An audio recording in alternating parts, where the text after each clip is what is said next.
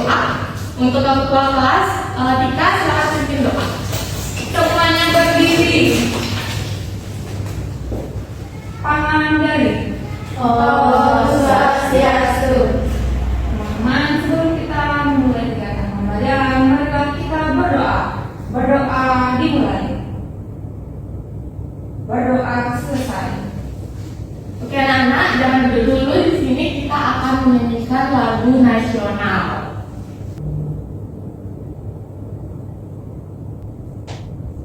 Ya, kita menyanyikan lagu bacaan Pancasila. Jadi kalian akan mengambil sikap tegak saat bernyanyi. Ya Pancasila, aku tak mendukungmu. Patriot proklamasi, setia berkorban untukmu. Pancasila dasar negara, rakyat adil mampu bersama-sama. Pribadi bangsaku, ayo maju, maju, ayo maju, maju, ayo maju, maju. Kita ulangi sekali lagi dengan keras dan sikap dan siap.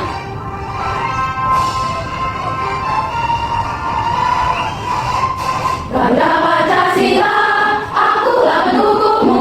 Patriot proklamasi, setia berkorban untukmu. Pancasila dasar negara, rakyat adil mampu bersama-sama. Pribadi bangsaku, ayo maju, maju, ayo maju, maju, ayo maju, maju. Oke anak-anak, kalian bisa duduk ke tempatnya.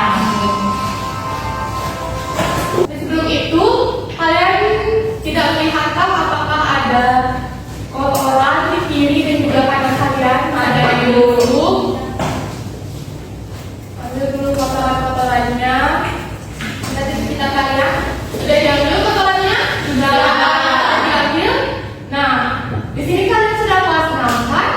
Iya. Jadi di sini ibu ingin bertanya, kalian sudah ada pembagian tiket kelas belum? Sudah itu. Waktu semester 1 udah. Sekarang berarti belum ya? Waktu kemarin sudah, sekarang belum.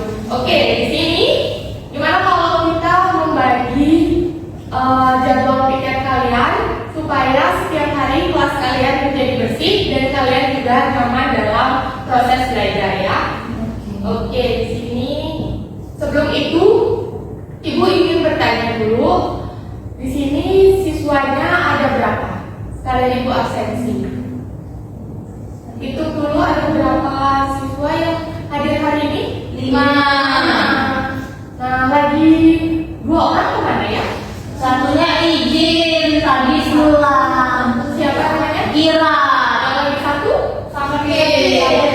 Siapa namanya? Andri. Oke, semoga Andri cepat sembuh dan Kira semoga dilancarkan dalam kegiatan apa yang dilakukannya.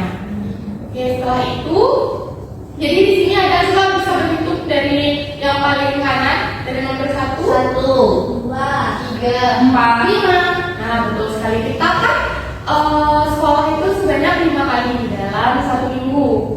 Jadi kita akan membuat jadwal untuk tiket kalian. Nah, yang lagi satunya di hari Sabtu itu bisa diisi oleh teman kalian yang tidak hadir hari ini ya.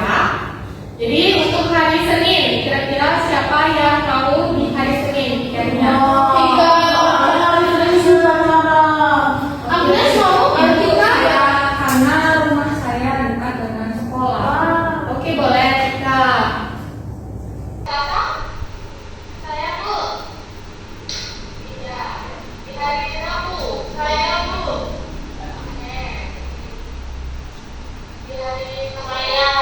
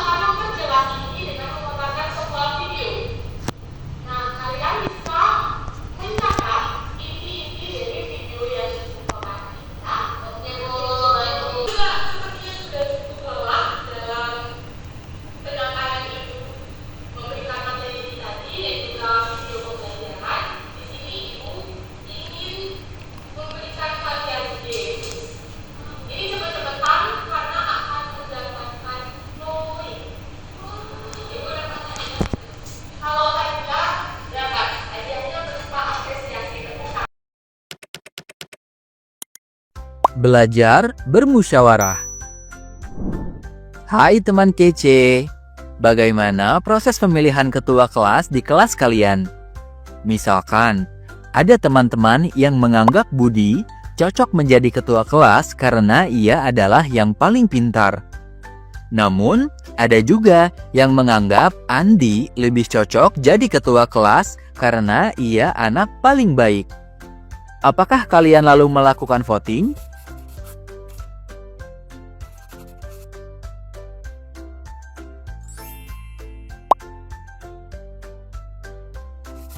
Atau musyawarah? Apa beda antara keduanya? Mana yang lebih baik? Yuk, kita simak penjelasan di video ini. Kita mulai dengan musyawarah ya. Apa itu musyawarah? Musyawarah adalah proses diskusi atau perundingan bersama untuk mencapai keputusan atau kesepakatan yang terbaik bagi semua pihak. Kalian pasti ingat bunyi sila keempat Pancasila. Ya, kerakyatan yang dipimpin oleh hikmat kebijaksanaan dalam permusyawaratan perwakilan.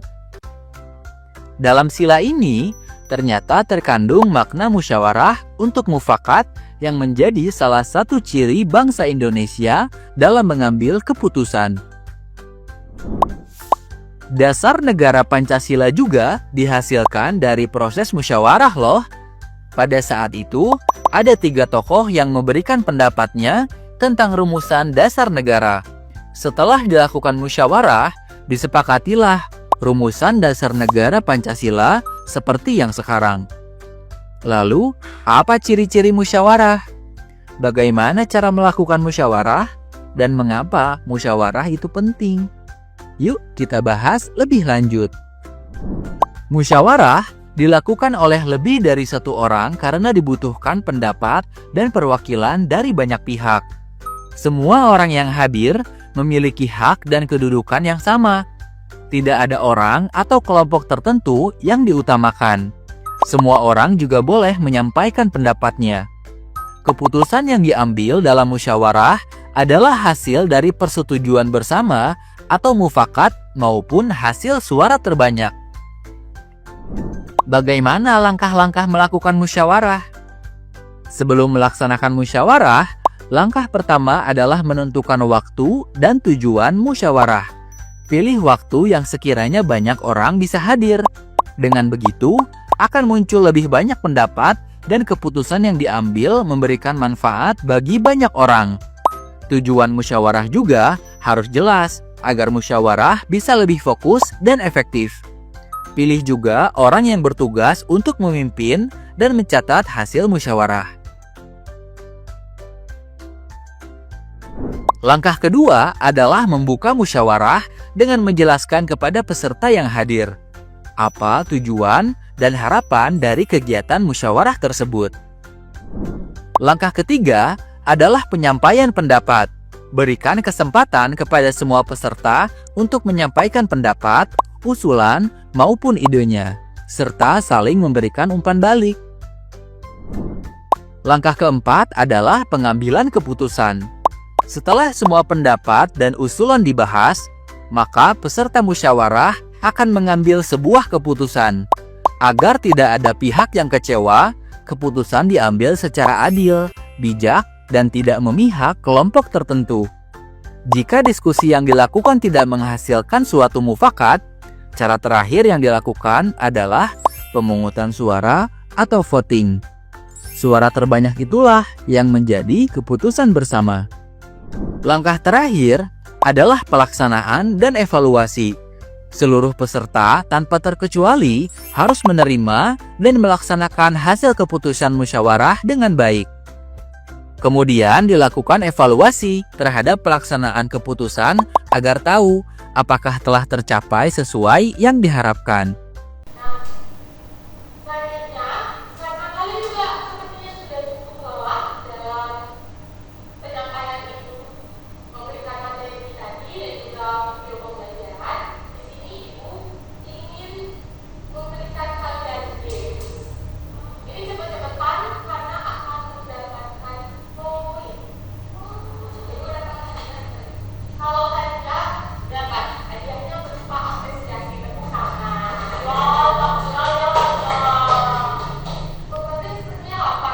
Pancasila.